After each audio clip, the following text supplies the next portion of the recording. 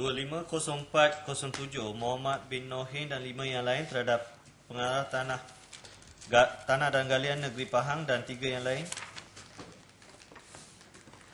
Dengan izin Yang Arif, saya Lim Heng Seng mewakili pihak pemohon.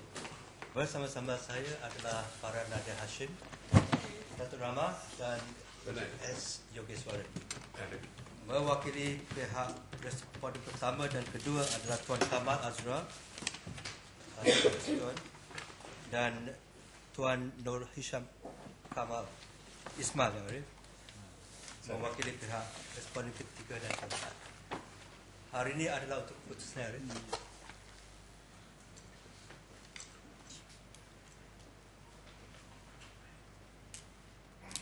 Okay, I intend to give a brief decision in this case, just outlining the salient features, that's all. This is not the full judgment. Okay.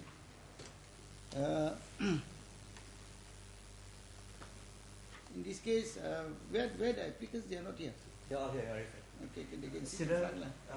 applicant pertama hingga kelima, Nohing dan yang lain, sila datang duduk kat belakang sana.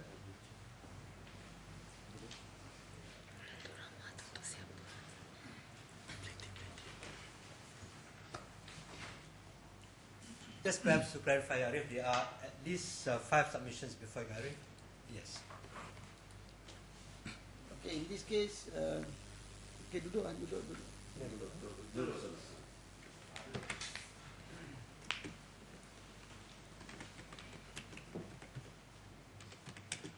this case, I am satisfied that the applicants, in this case, are members of a recognizable and identifiable group of inhabitants of the two areas, is Rok and the Ibam, Bukit Ibam and Kampung Rok.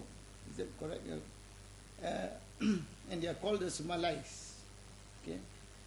The existence of the Semelai was recognized by the earlier historical writings and also from the leftover remnants of the inhabitants in these two areas. Further, a visit to this area revealed the existence of the way of life of the Semelai in area from a century ago and before that. This can be seen by the existence of graves and other signs of cultivation as well as existence of an old school. I am also satisfied that the applicants are the descendants of the Semelai who not only inhabited the area but also earned a living out of hunting and fishing in that area.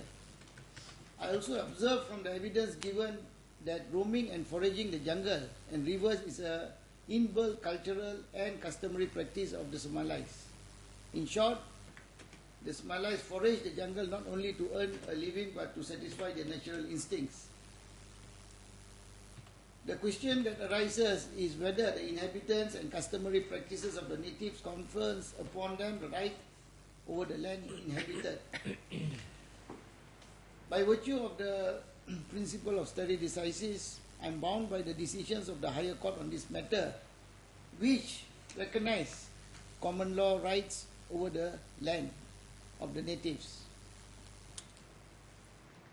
I am giving a very brief, but what then is the effect of the Aboriginal Peoples Act which was enacted later? To me, the enactment of the Act itself is a testimony that the law recognizes the rights of the natives. The only addition being in the Act is that it sets a limits to these rights. It does not confer rights, but it sets limits to this right. As an illustration, the roaming and foraging of jungles could take days, but it would be unpractical for the natives to claim every part of the land they have roamed as theirs.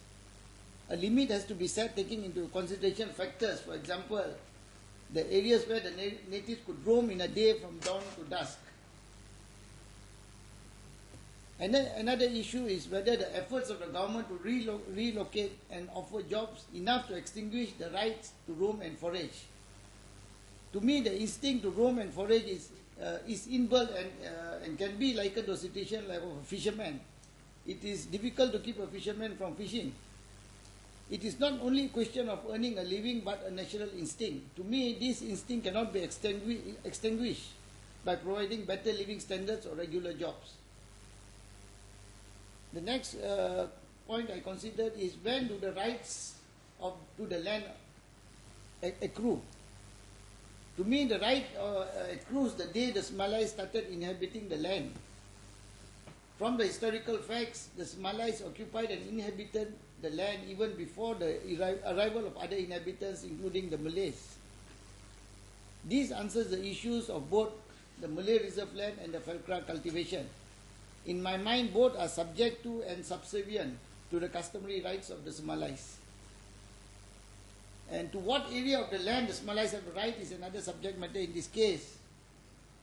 Here, the answer is simple, as in this case, the area of land has already been identified, and I accept the area as claimed by the applicants, which is in the region of about 2,000 over hectares.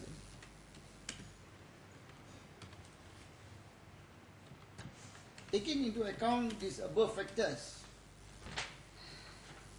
I declare that the portion of the Malay reserve land encroaching upon the land as claimed by the Semelais as an illegal encroachment and has to be degazetted. 2. I further declare that the portion of land utilized by Felkra that encroaches upon the land claimed is an illegal encroachment and has to be vacated, and the boundaries set up to be removed with the cost to be borne by Felkra. 3. I further direct the relevant land authorities, with the assistance of the applicants, immediately take measures to identify and draw the boundaries of the land claim using the natural boundaries of rivers and hills, and take steps to gazette the identified area, the size which corresponds as close as possible to the area claimed. I also direct that this whole exercise right up to gazetting do not exceed a period of 1 year. In this case, the applicants had further claimed damages for encroachment and breach of fiduciary duties. Although there has been encroachment and breach of fiduciary duties, I could not detect any tangible loss apart from inconvenience suffered by the applicants. I therefore direct no damages to be paid. Costs to be paid by each respondent to the applicants to be determined by taxation by the SAR. Okay, that's my decision in this case. As an addendum, I just like to say this. I noted in this case, no proper land records were kept with regards to the inhabitants of the natives in the area in question, making it difficult to search the relevant documentation and correspondence, which hampered the speedy disposal of this case. The search of the documents itself took a number of years, and there were no records of where these documents were kept. And I would further like to observe that the witnesses who testified on behalf of the respondents were also inconversant with the matters at hand and also took almost a disinterested view of the whole matter. It is hoped that these defects are rectified. Okay, so that's Very much obliged, Arif.